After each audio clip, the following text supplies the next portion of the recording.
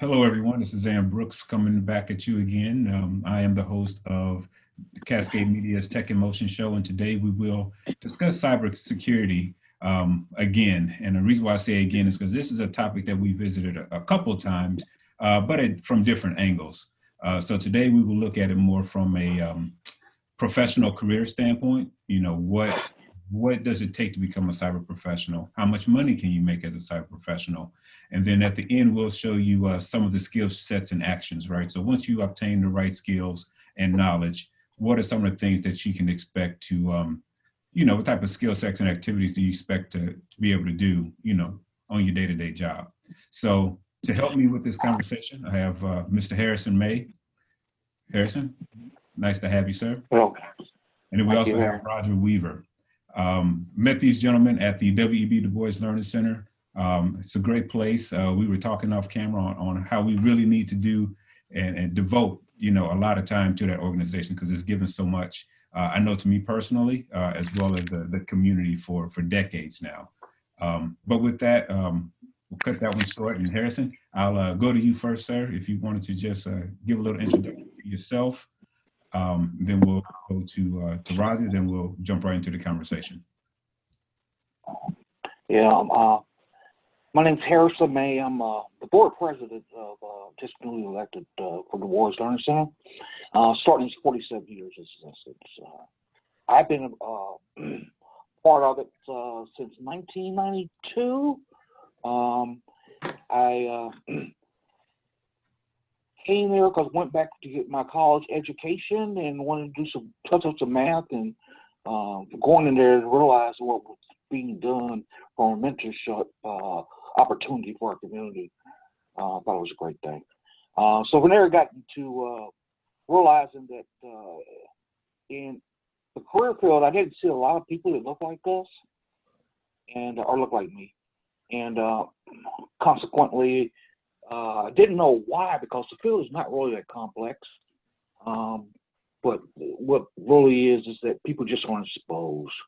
So at the Dubois Learning Center, we've had our organization we call the Telehub, which is dedicating improving the skills in our community. We've been doing that since 1995. So we're going to talk today, I believe, about some of the things I've done later on in my career. I've got over 40 years of experience with computer security, and rationale where I got in that skill into that area, and there's a lot of opportunities in the world right now for people that look like us in this new digital world. So. All right. Thank you, Harrison. And Roger? Hey, good afternoon. Good afternoon, everybody. Roger Weaver.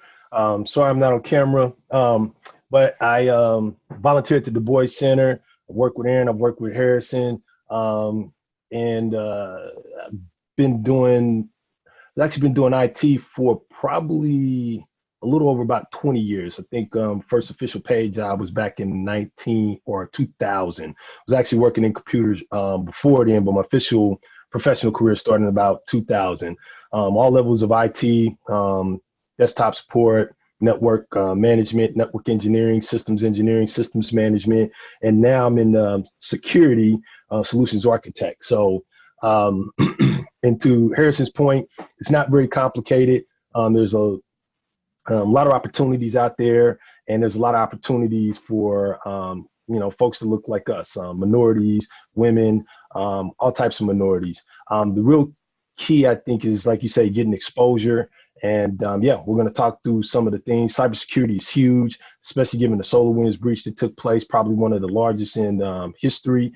And there is a significant shortage in cybersecurity professionals out there. And what we'll show today is just the tip of the iceberg of cybersecurity, because everything is security. If you're buying a car, you'll want to make sure that you have good locks on your doors, whatever your key fob is doing if you're buying a house. So it's not like security is separate from anything that we do. So any field that you want to be in, if you're in hardware, if you're in software, if you're in networks, if you're in programming, if you're in web design, if you're in graphics, if you're in user experience, it's all somehow going to touch cybersecurity. So there's a lot of opportunities for folks to get involved. So. All right, thanks. Appreciate that. So let's jump right on in, gentlemen. So cybersecurity, let's, Harrison, if you don't mind, just tell us, in a few sentences, what is cybersecurity to you?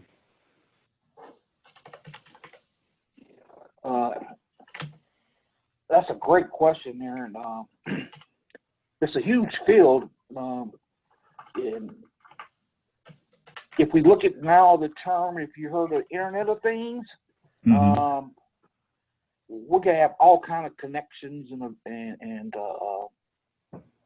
things are connected to network. We're sharing data and phones and smart devices and refrigerator, Thermostats, garage lighting. door openers, lights. So when we talk about cybersecurity, what we're really talking about is just connecting anything to the network, right? So everybody's on the internet because there's all the resources and information, and people want to get to the information to get there. Oh yeah, life is easy for me now. I can order things, have things delivered to my door, take care of my banking and my home bills, and I mean it's just so valuable to be on the internet. You're going to be a consumer of that. Okay. If you're going to be having a consumer, you're going to have something tied to the internet to get to that information. So cybersecurity is the security of protecting those systems, the data, the hardware, the software that connect to things to the internet. All right. So obviously that's all those systems and interconnections that you just mentioned, it's data, right? It's our personal data, it's our corporate data, that definitely deserves some protecting. So with that being said, I think that kind of leads into the why, right?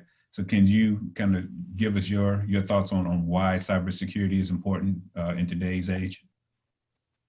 So when the field really started, it's really called information security, but it really started with data security. And you're dead on, Aaron. It's all about the data, right? Mm-hmm. The internet and all that stuff is nice and fine and all that, but at the end of the day, it's your data that you're concerned about. It's your credit card information, your social security number, your private information. From you as a person, you need to be concerned with those things. Who has your data? How it's being used? As far as a company that's, they might have some different scenarios. So it's going to have more advanced equipment. So that equipment has to be administered and has to be administered in certain ways. So they're going to have a little bit different standpoint as those of being the maintainers of the computer technology. And those are producers. For example, if we look at the movie theaters, their content is critical. If someone would get the hold of their latest movie before it hit the theater and they put them out there in the, I don't know, some dark web or anybody can make copies of the videos, and it has significant impact for the revenue. So that's it. You're dead on, Aaron. At the end of the day, it's about the data, right? That data is the most important, and you just have to understand where the data is important to you at that time. Right. So, so we touched briefly on what cybersecurity is and why it's important. So as promised at the beginning of the show, I want to talk about the careers in cybersecurity or information technology security, excuse me. So I believe, Harrison, you have some information on that to really get our audience an idea of, we talked about the importance of it, but how can you take advantage of this need and provide for yourself, family, and other loved ones? So I'm going to show you a site. It's called cyberseek.org. And so it has a wealth of information. As we're talking about, we want to look about careers that we're going to have across the United States, where the openings are, going to their career pathways. And you'll see that in there's different type of jobs from the very start into the door to the higher level as you go mature through your career. Right. So and Harrison, real quick, is it possible for you to zoom in on? Say again, Aaron. Is it possible for you to zoom in on that web page a little bit so we can see that? Sure. That level. Or you mean as far as you want to see the interaction? Is that better? Yeah, it's just a little small. I think you have super tight resolution on your screen there. Make it bigger. Well, just come back just a little bit. I think that's perfect right there. That should take care of us. Thank you. All right. So to understand what's on the connection with the net, to successfully understand how to secure your systems, you have to understand how your systems work. So to get into these positions that we have here, basically where you wanted to go, you typically will start with these feeder roles. We'll either start from doing networking, learning network concept, and trust me, that is going to be a core foundation. If you don't understand networking, it's going to be tough to understand security. At the end of the day, we're talking about connecting systems. If you can have the software development piece, start looking at the data and analysis and the ability to write your own code, to look at other codes and understand what it's doing, to provide advice to them on how they might make changes to their software. Their skills are going to be viable. The system engineering, the people who are maintaining it, and then we look at from the banking process and the auditors, and then you have the people who are just heads down at the government organizations. So these typically go through these processes. The end result is to get somewhere if you want to be an engineer, or you just want to be a manager, or if you want to look at being an architecture level. This is a great site to be able to see information on how to get to start to the end state for you.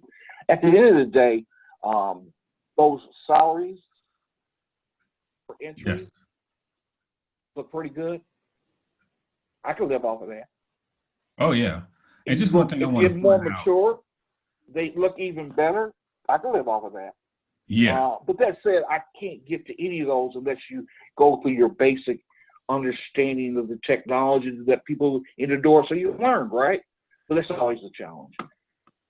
So this one thing, having it smaller, you can see when you click on each one of these tools, it'll give you more information, such as the jobs that are available in those entry levels. What type of search would be good for you to use? Okay. And so just to jump in here, and that's a key, one of the critical things about certifications, and I think this is unique, and it's not actually unique into this field. Certifications allow you to narrow in and hone in on your skill set, and it doesn't require a large college investment. And I don't want to downplay the importance of college. College is always important, but if you are doing job transfer, one of the things that we do at the Dubois Center is we train students for CCNA level certifications, so Cisco Certified Network Associate certifications. Those particular certifications will allow you to get in the door and get in the field, and those are things that you can do on your own. You can take them at courses, but you can literally go out and start looking at, if you want to slide back down to some of those certifications. Yeah, so you've got ITIL. ITIL is a certification that anybody can pick up. If you get an ITIL certification, it puts you in the door, and you can, get in the company. You can start figuring out where you want to go and get you one of those entry level roles. And ITIL is the International or Information Technology International Library. So it's about change management, how to do process improvement. That's a certification anybody can go out on the internet and just grab.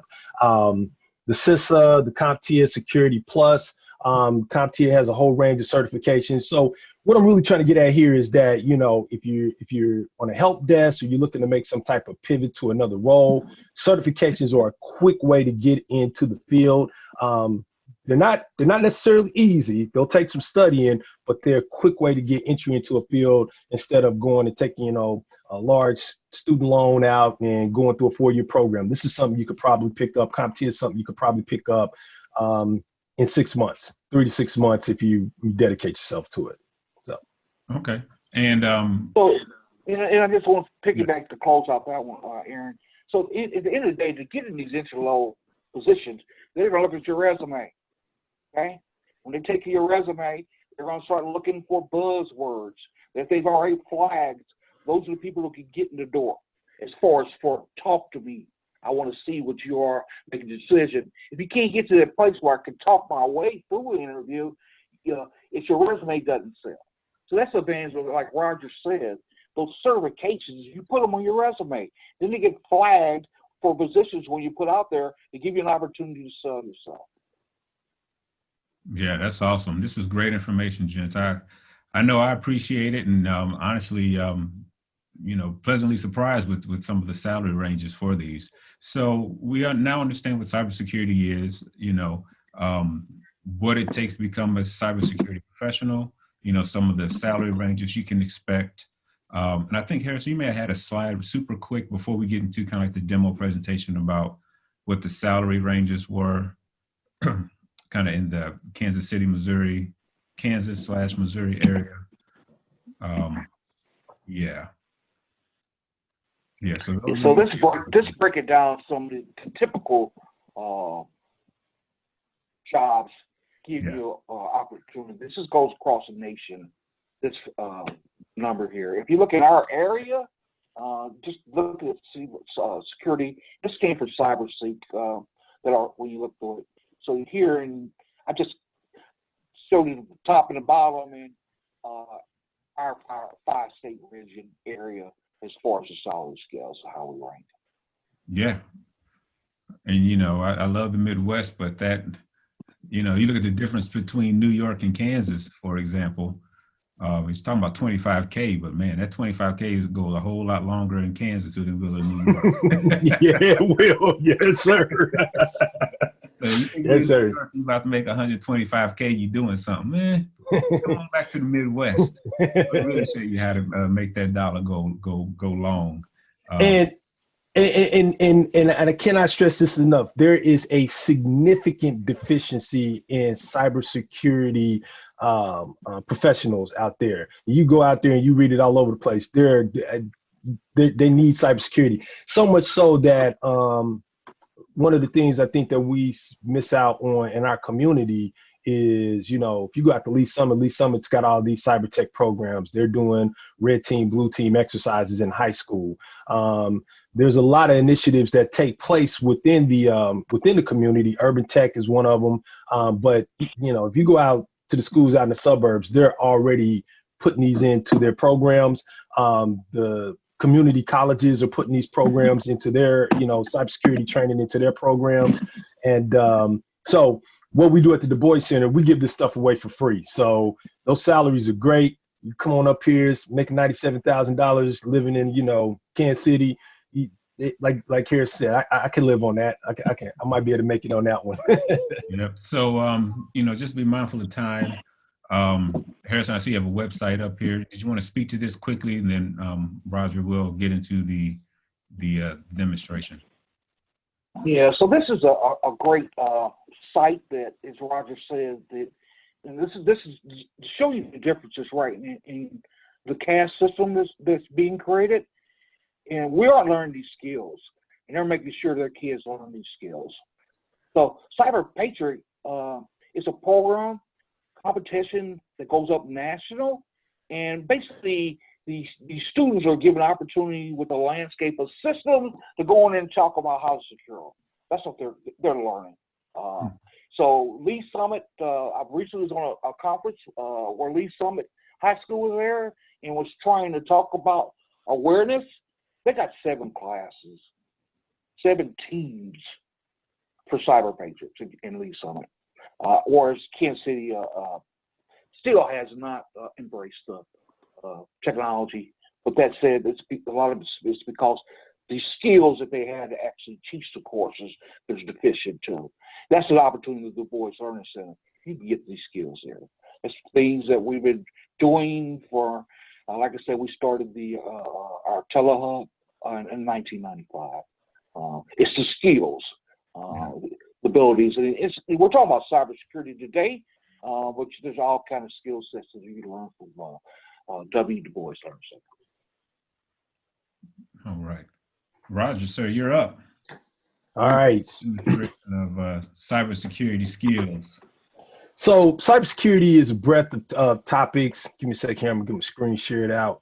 Um, uh, and one of the cool things, like if you start doing certifications, is a lot of times there's a lot of theory. There's always going to be theory. You got to understand what's going on. But one of the cool things with getting certifications or going out on the web is that you can actually get in and you can run through some drills and you can start learning the theory, but actually doing some practical work. So what I've got here, this is a Sparta tool. This actually comes off of a website of an organization that I'm part of, ISC Square. They do cybersecurity professionals.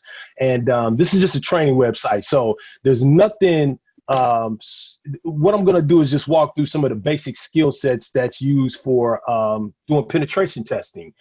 Penetration testing is, when you put all your security controls in place, you make sure all your locks, your detection, your protecting, all that's in place. Then you want to go out and make sure that this stuff is working. So this tool is called Sparta. It's part of the Kali Linux, and Kali Linux is a distribution of Linux that's built in with a lot of pen testing tools. There's a couple different degrees of hackers. There's white hat hackers, there's gray hat hackers, and there's black hat hackers. White hat hackers are what they call ethical hackers, and these guys are paid to go in and snoop around and see if they can get into networks. So what I'm looking at is a tool called Sparta. Sparta is a collection of a number of different tools that runs through some basic tests on a network. So Harrison will kind of talk us through some of this stuff. Well, right now, what I'm gonna do, I'm just gonna walk through this drill. I'm gonna jump in here. I'm gonna grab me an IP range. And so when we talk about having that cross section of skill sets, this is all from networking stuff. I'm looking at an IP address. I want to scan this particular subnet, and I'm gonna see what I can find on this particular subnet. This is a port scanning, range scanning tool. And this is really based off of something called Nmap, network mapping. This is a tool that is used within organizations to find out what devices are out there, but nefarious bad actors can use this in order to scan your network and see what type of stuff is going on your network. So as I run this scan, it's popping back, it's giving me host information, still running, and when it comes back, it's going to give me a list of services that are running. So these are services and ports that we found open. I was talking about that cross section. This is Apache. These are all web daemons that are running that have web browsers. We're looking at ports 80 and 443. These are all your typical HTTP ports.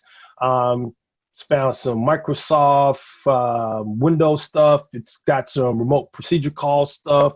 Some SQL stuff, some NetBIOS, PostgreSQL, some mail services that are out there on the network. So what this tool does, like I say, it goes through its scans, and then the tool itself will combine a number of tools. And right now I just said, okay, you've analyzed the subnet and you found out what was out in the subnet. Let's get through here. On this next part of the exercise, it says gain access to MySQL. MySQL is a database, or MySQL is a language used in a database. It's a database in database language. And what I could do with MySQL, I jump over here, I select this host, and I go over to, what does it tell me to do? I want to find services. I want to go down here to this MySQL. What I'm going to do is I'm going to run another script to see if I've got if I can find anything open on this. And this Sparta tool is a collection of tools. So I did a port scan using Nmap. I'm going to see if I can find another set of tools, see if I can find any open ports with another tool that's embedded in the program. And if I jump over here, the script that ran came back and it tells me one target successfully completed. I found a valid password out there. So let's see. If I jump back over here to services,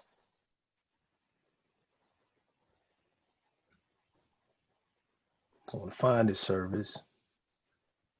And let's see if I can open this up with root. So now I'm making a telnet connection, and yeah, I'm in. So what I did was I went out, I scanned the network, I found a PC that was open, and then I ran a script against it to see if there were any accounts that were using default password. I found the root account that was using the default password, and now I can get into the database. Let's see. Okay, so with that, I mean that was a lot of skill sets, right? I look at it and I know what's going on. I'm sure Harrison feels the same way. But I think just from a demonstration, I think you provided enough for the group. And if they want to know more, they definitely need to reach out to Harrison, myself, or you, Roger, about how to get plugged into the WB Dubois Learning Center, found out more about security. How can they learn about these tools and things like that? Okay. So with that, let's go ahead and just start to wrap it up, gentlemen. Again, Sure. I appreciate both of you, Harrison and Roger, with this great conversation about cybersecurity. Roger, before we get out of here, can you let the audience know where they can find you, or best way to get in contact with you? So the best way to get in contact with me is just to reach out to me. I'll throw my phone number up here. You can reach out to me, 816-237-8790. You can also reach me via email at rweav03@duboislc.org. Right now, we're going through a Cisco certification class. There's 3 instructors. These guys have a lot of passion. So we jump on Tuesdays and Saturdays to deliver a lecture. COVID has allowed us to do a lot of this virtual. So, I've got folks I actually had a guy that reached out to me over LinkedIn. So we're going to see if we can roll folks in. But we're up here every Tuesday. We're up here every Saturday, building networks, going through cybersecurity stuff. We've got a lot of stuff that we need to do internally, and you can come up here and learn and then put those practical skills to use. Yep, absolutely. I participated in all those activities and learning opportunities, so I can attest that it is the real deal. You definitely learn a lot, and in my opinion, you learn more than you would in some $5,000 class that you may pay out of pocket or Agreed. through your employer. Yeah, so you're saying this training is free, right? All we ask is for your time and commitment, right? Yep. And Harrison? Yeah, so Dubois Learning Center's website is www.duboislc.org. If you go, now we're in a fund drive raising campaign. So Dubois it's all volunteer based. As far as for funding, we've always lived off the land, and the way we things to that sometimes we have money, sometimes we don't. So we want to make sure we still provide our services, so we use the money frugally. That said, please, when you go in, think about doing a donation. That said, the computer programs. If you go out there and look at computer science, we have some classes, Cisco, as Roger mentioned, and we have others. A lot of our classes are based on the needs. So one day, I know this semester coming up, we're doing VMware. We haven't published it, but I got 4 people that's asked for VMware. That's how we roll. We get people come here, they want to learn. If you want to learn, then we give you things to learn with, and we do projects. So our schedule is not always accurately stated of the things that are going on, but the core is we're going to have some Cisco going on. We're going to have some with Black Family Technology. We'll have some robotics. So it's a wealth of information. Call our office 816-523-3339, or you can email me harrison.may@duboislc.org, duboislc.org. And the phone number is 816-523-3339. Leave a message, and they will get that information to Roger or I or someone else on the team will give you an opportunity. We are always typically Saturday mornings from 10 to 1 at the center. which is on 31st in Kensington, or Linwood Boulevard. It's 4510 Linwood, but if you come down 31st Street, you'll be able to park into the lot. So, thank you, Aaron. I appreciate it. Oh yeah, Yeah, no thanks a problem. lot, Aaron. Appreciate it, man. Before we get out here, if those of you are interested and for some reason didn't catch Harrison's information, didn't catch Roger's information, just leave a comment down below, this video, and we'll pass it along. And yeah. So with that, everyone, again, I appreciate your time. And to our audience, thank you for tuning into another show. And until next time, have a great one. Thank you. Take care, everybody. Bye.